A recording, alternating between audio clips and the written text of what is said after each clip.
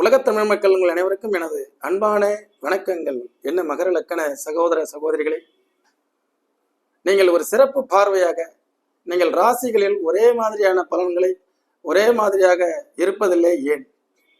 அப்ப லக்கணத்திற்கு தகுந்த மாதிரி உங்களுடைய செயல்பாடுகள் மாறுகிறது.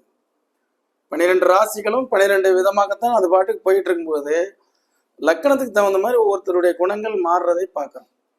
ஆக இந்த சிறப்பு பார்வை லக்கணத்தை வைத்து ராசியை அனலைஸ் பண்றது. இது போன்ற வீடியோக்கள், அதுபோக புதிதாக உள்ளே வந்திருக்கக்கூடிய சந்தாதாரர்கள் என்னுடைய அந்த வழிமுறைகள் என்ன என்று அறிவதற்கு நீங்கள் என்னுடைய பழைய வீடியோக்களை கொஞ்சம் பார்க்க வேண்டும். ஆக உங்களுடைய லக்கணம் ராசி என்னன்னு என்னுடைய வாட்ஸ்அப் நம்பர் 9842208655 இந்த நம்பருக்கு சென்ட் மீ பிளேலிஸ்ட் உங்கள் லக்கணம் உங்கள் ராசி அதை அனுப்புகிறேன். ஒரு 40 ஒரு 80 வீடியோஸ் இருக்கும். அதில் எல்லாம் போச்சுன்னா ஒரு 40 வீடியோ, அதில் 20 இதில் 20 உங்களுக்கு ஒரு அகக்கண்ணையும் அறிவு கண்ணையும் அதே நேரத்தில் பயனுள்ளதாகவும் உங்களை வழிநடத்துவதாக அமையும் என்பதில் எனக்கு எந்த விதமான ஐயப்பாடுகளும் இல்லை. இப்போ மகர லக்கணமும் மகர ராசியா இருந்தா எப்படி சார் இருக்கும்? ராசி சந்திரன், லக்கணம் அப்படிங்கிறது சனி. சனி சந்திரன் இணைவு.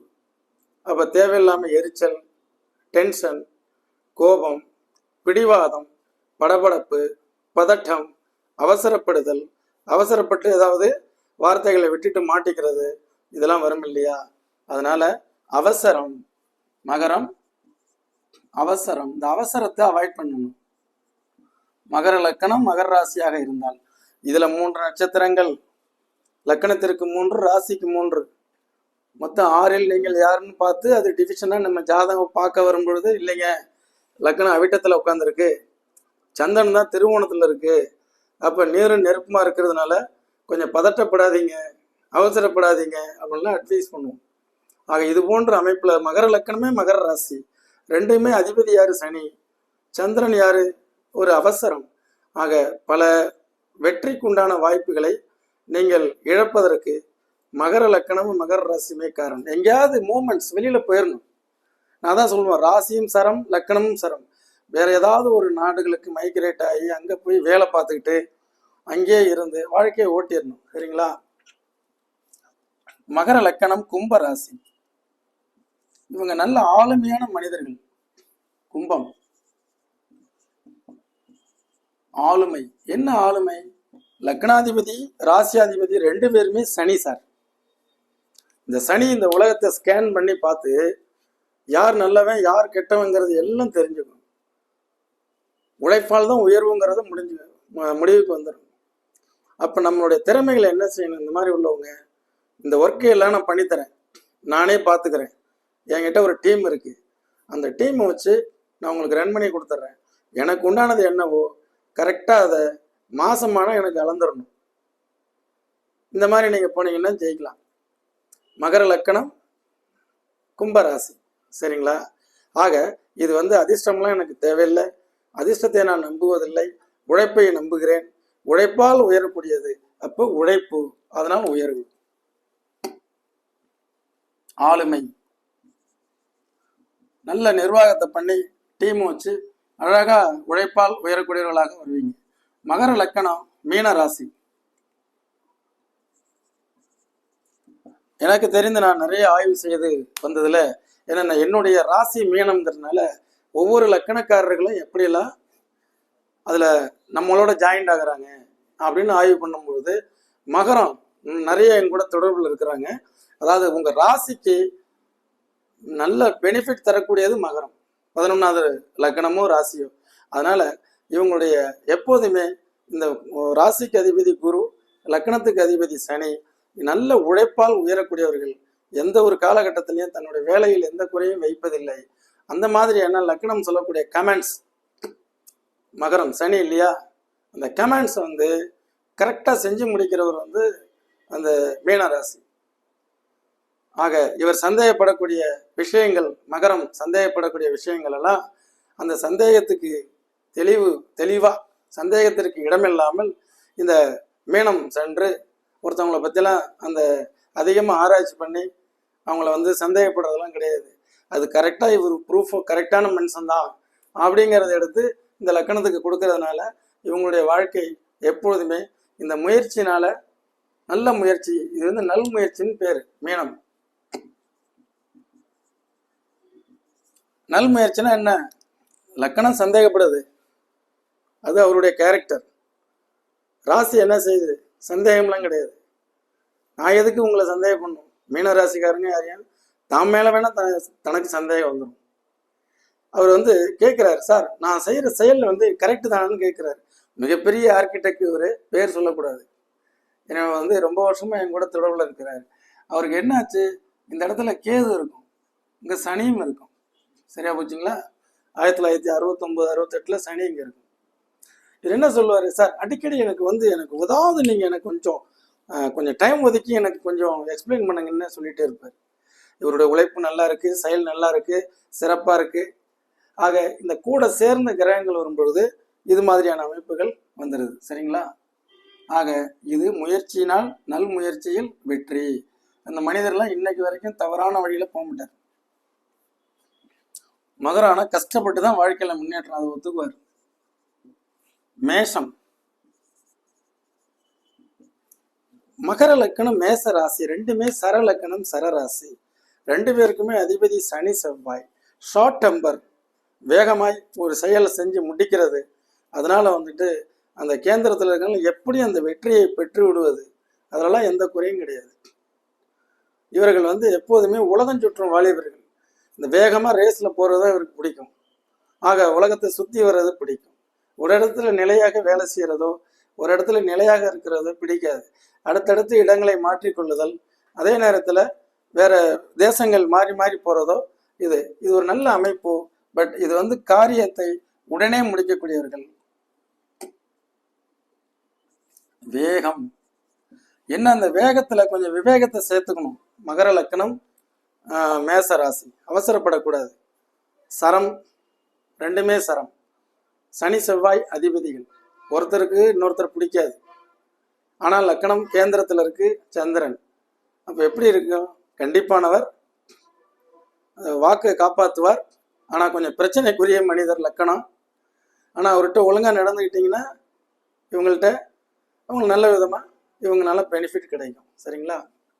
மகர லக்கணம் ரிஷப ராசி, அதாவது ஒன்று பாவகத்தில் 7ஆம் பாவாதிபதி 5ஆம் இடத்துல உச்சம். இது ஒரு பாவக ரீதியாக மனைவி கணவன் வந்த பிறகு வாழ்க்கையில் ஏற்றம் முன்னேற்றம். பட் இந்த மகரம் வந்து பார்த்தீங்கன்னா சனி பிளஸ் சுக்கிரன் ராசிக்கு அதிபதி. இது நல்ல இயற்கை சூழல், கனவு காணுதல். நிறைய சின்ன வயசுல இருந்து பல கார்களை பார்த்தா வாங்கணும். ஏன்?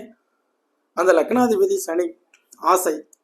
ரிஷப ராசிக்கு அதிபதி சுக்கிரன். சுக்கிரனுங்கிறது லக்ஸூரியான வாழ்க்கையை வாழணுங்கிறது. ஆக அதே மாதிரி எண்ணியதை அடைந்து தீரக்கூடியவர்கள். இவங்களுக்கு எல்லாம் மனைவி சைடு கணவன் சைடில் இருந்ததுன்னா ஒரு சப்போர்ட் கிடைச்சதுன்னா வேற லெவலுக்கு வந்துடுவாங்க. இது அற்புதமான கனவுகள்.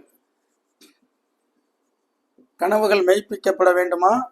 கனவுகள் மெய்ப்பிக்கப்படுமா?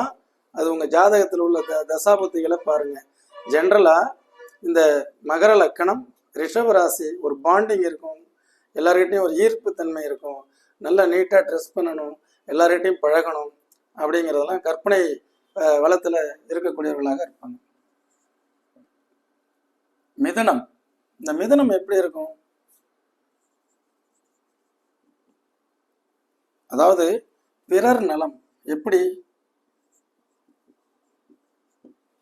இந்த மகர லக்கணம்ங்கிறது எப்போதுமே கிங் மேக்கர் லக்கணம். எது நல்ல விதமாக ஒன்றை துவக்குவது. மிதுன ராசி அவங்களுக்கு நல்ல ஒரு டெக்னிக்கல் மைண்டு ஜாஸ்தி இருக்கும். 6ஆம் இடமாக 6, 8ஆக லக்கணம் இருக்கிறதுனால இது எல்லாமே வந்து இவங்க போடுற பேட்டர்ன்லாம் அடுத்தவங்களுக்கு பிறர் நலனாக முடியும். ஆக இது ஒரு கிங் மேக்கராக இருக்கக்கூடியவர், ஒரு ஆசிரியர், ஒரு லாயர், ஒரு ஆடிட்டர், இதெல்லாம் இருந்தாங்கன்னா நல்ல அவங்கள வந்து எதிராளிகளை வந்து டெவலப் பண்ணி விடுவாங்க. நீங்கள் வேணா பாருங்க. மகர லக்கணம் மிதுன ராசி டெக்னிக்கலாக நல்ல அட்வைசராக பிரதியருக்கு பயன்படக்கூடியவர்கள்.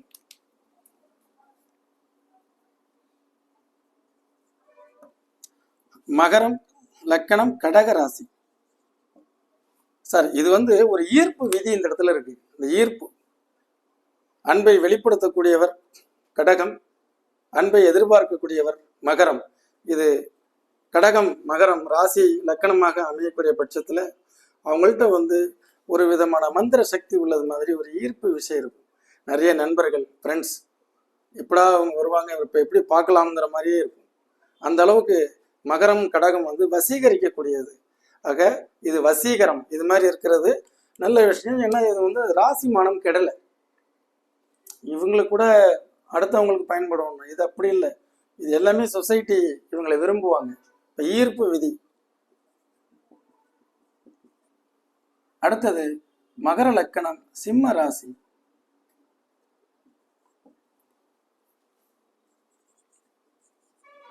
இவங்களுக்காகவே தனியாக ஒரு வீடியோ இருக்கு. இந்த வீடியோலாம் வேணுங்கிறவங்க கேளுங்க. மகர லக்கணத்தினுடைய பிளேலிஸ்ட் அனுப்புகிறேன். மகர லக்கணமும் சிம்ம ராசியும் எப்படி இருக்குன்னு. லக்கணாதிபதி வந்து சனி, ராசியாதிபதி சூரியன். சூரியன் சனி லக்கண ராசியாக வரும்பொழுது ரெண்டு பேருக்குள்ளார ஒரு போராட்டகரமான ஒரு நிலைப்பாடுகள் வருது. நான் மகர லக்கணமாக வாழ்றதா சிம்ம ராசியாக வாழ்றதா? ஜாதகத்தை பார்க்கும்போது நான் உங்களுக்கு சொல்கிறேன். நிறைய பேர் வந்து ஒன்று இந்த உலகத்தில் வந்து திருட்டு, ஏமாற்றுதல், பொய் சொல்லுதல் இதெல்லாம் இருக்கக்கூடாது, நேர்மையாக இருக்கணும் அப்படின்னு சொல்லி சிம்மம் சொல்லும். இந்த மகரம் என்ன பண்ணும்? சிம்மம் சொல்கிறத டெஸ்ட் பண்ணி பார்க்கலாம் அப்படின்னு பண்ணுது.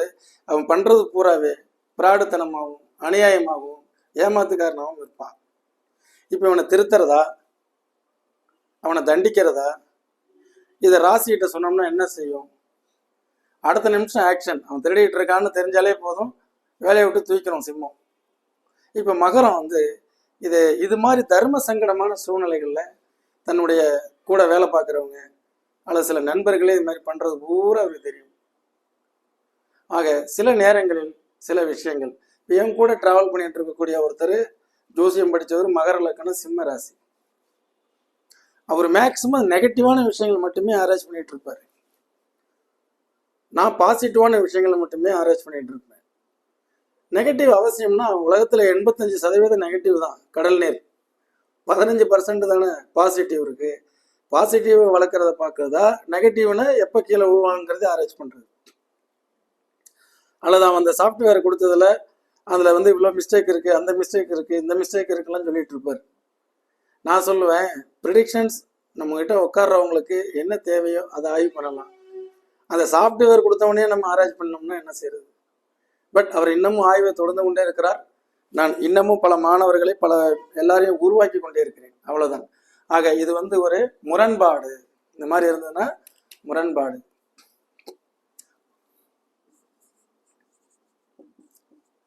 பாசிட்டிவா போயிடணும். அவங்க ஒரு காலத்துல அவங்களுடைய மனைவி, அவருடைய மனைவி, மருமகன், மகள் 3 பேர் என்னை பார்க்க வர்றாங்க. அங்கே வந்துட்டு அவங்க போகும்போது என்ன சொல்கிறாங்க, இங்கே வந்துட்டு போகும்போது தான் எங்களுக்கு பாசிட்டிவான எனர்ஜியை உணர்றோம். எங்கள் மாமனார் டோட்டலாக இது செய்யாத, அதை செய்யாத, அது பண்ணாத, இது பண்ண அப்படி ஆயின்னு பயமுறுத்தியே விட்டாரு. அவங்க மனைவி சொல்கிறாங்க, ஓ இப்படியும் ஜோதிடம் இருக்கா? அப்போ இந்த உலகத்தில் நெகட்டிவ் சொன்னோம்னா ஜோதிடத்தில் சீக்கிரமாக டெவலப் ஆகலாம், கூட்டம் நிறைய இருக்கும். என்ன மாதிரி பாசிட்டிவான அஸ்ட்ராலஜர்ஸ் இருக்கக்கூடிய இடங்கள்ல ரொம்ப ரேர்லி இருந்தாலும் சக்ஸஸ்ஃபுல்லாக கொண்டு வந்துடலாம். ரைட். அடுத்தது கன்னி.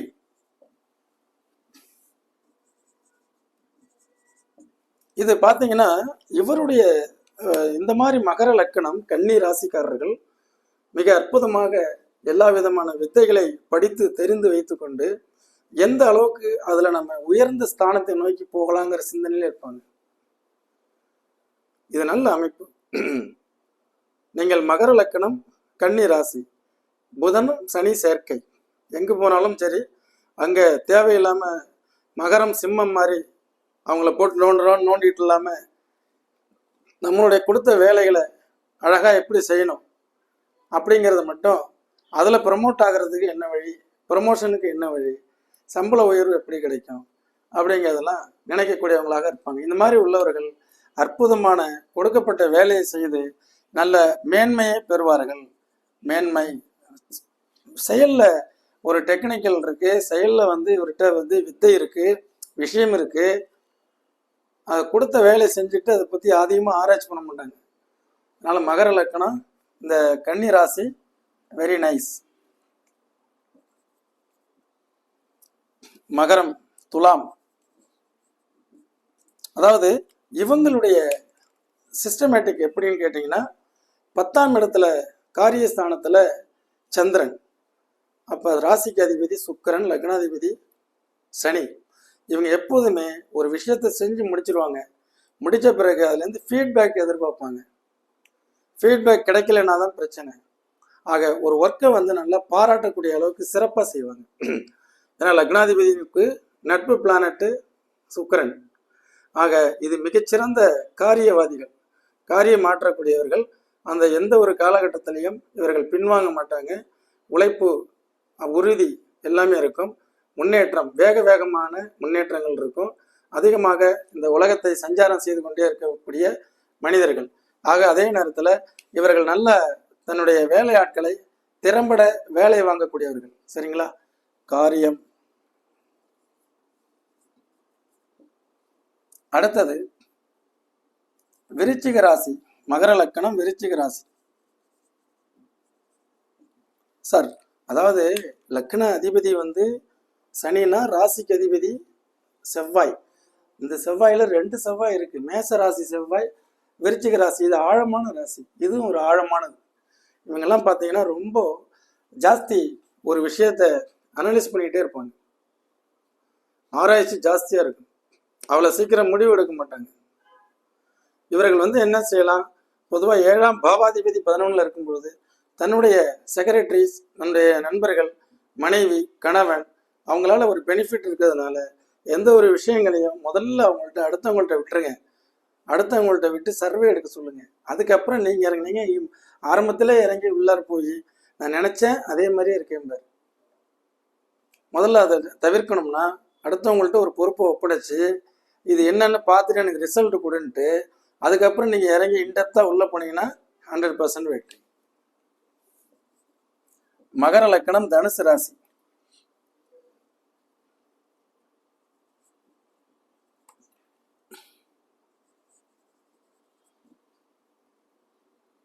பொதுவாக மகர லக்கணத்துக்கு அதிபதி சனி, குருவுக்கு தனுசுக்கு அதிபதி குரு. ஏற்கனவே இந்த காம்பினேஷன் சொன்னேன். அதாவது தனுசு லக்கணம் மகர ராசிக்கு, இப்போ மகர லக்கணம் தனுசு ராசி. இவங்கள்ட்ட ஒரு முரண்பாடான ஒரு விஷயங்கள். நாம் யாராக வெளிப்படுவது. என்னுடைய நண்பர் நல்லா பேசுவார், நல்லா தனுசு ராசியாக செயல்படுவார். திடீர்னு மகர லக்கணமாக இருந்ததுன்னா எங்கேயாவது போய் ஏமாந்துடுவார், இல்லைன்னா எங்கேயாவது வந்து யாரையாவது சிக்கலில் மாட்டி விட்டுருவார். அவரை வச்சு நான் நிறைய ஆராய்ச்சி பண்ணேன். மகரம், தனுசுவாக இருக்கும்போது நீட்டாக அவர் பேசுறது, ஒவ்வொரு செயல்பாடுகள் அனைத்துமே வந்து ரொம்ப அற்புதமாக இருக்கும். எல்லாமே ஒரு நம்பகத்தன்மையாக இருக்கும். திடீர்னு மகரம் வேலை செய்யும்போது எங்கேயாவது அவராக போய் சிக்கலில் மாட்டிக்குவார். அதனால ஒன்று ராசியாக இருங்க அல்லது லக்கணமாக இருங்க. 2ல் எப்படி சார் இருக்கிறது? ஜாதகம் பார்க்க வரும்பொழுது மிக தெளிவாக நான் உங்களுக்கு எடுத்து சொல்லி, மகர லக்கணம்னா எவ்வளவு சிக்கல்கள் நிறைந்தது. ஏன்னா நீங்கள் ராசி தனுசு, மகர லக்கணம் தனுசு ராசி, நீங்கள் யாரையும் ஏமாற்ற முடியாது. இதே மகர லக்கணம் கும்பராசி நான் ஏமாத்தினேன் சார், ஓகே, நான் அதை பற்றி சொல்ல நோ கமெண்ட்ஸ். ஆனால் நீங்கள் குருவான ராசியாக பிறந்து சனியான லக்கணத்திலிருந்து அந்த குரு செய்யக்கூடாத செயல்களை செய்தால் அதனுடைய தீவிரத்தன்மையான பின் விளைவுகளை எதிர்கொள்ள நேரிடும். நான் அந்த மாதிரி பார்த்துருக்கேன். ஆக அந்த மகர லக்கணம் தனுசு ராசி ராசியாக செயல்பட்டால் நல்லது. என்ன, கொஞ்சம் இழப்பீடுகள் இந்த சொசைட்டியில் நீங்கள் ஏமாந்து போக வேண்டியிருக்கும். அதுக்காக நம்ம ஏமாத்தலான்னு சொல்லி அந்த மகர லக்கணமாக செயல்படும் பொழுது தனுசு ராசிக்கு அதிபதி ஆகிய குருவால் நீங்கள் பீடிக்கப்படுவீர்கள். இந்த அனலைஸ்லாம் பண்ணுறதுக்கு 4 நூற்றாண்டுகளுக்கு மேலே கூட பழகிட்டு இருக்கிறவங்கள முதல்ல செக் பண்ணுவோம். நண்பர்களை நல்லா ஆய்வு செய்வேன். எப்படிலாம் அவங்க இருக்காங்கன்னு பார்த்து இதெல்லாம் மற்றவங்களுக்கு அப்ளை பண்ணி அதெல்லாம் பார்த்த பிறகு தான் ஒரு முடிவுக்கு வருவோம். எனவே நேயர்களே, இது போன்ற வீடியோக்கள், பழைய வீடியோக்கள்லாம் வேணும்னா இந்த நம்பருக்கு வாட்ஸ்அப் பண்ணுங்கள். ஆக இந்த இன்னொரு மகர லக்கண வீடியோவில் உங்களுக்கு மீண்டும் சந்திக்கிறேன் என்று உங்கள் ஜோதிட வாழ்வியல் ஆலோசகராக. நன்றி, வணக்கம்.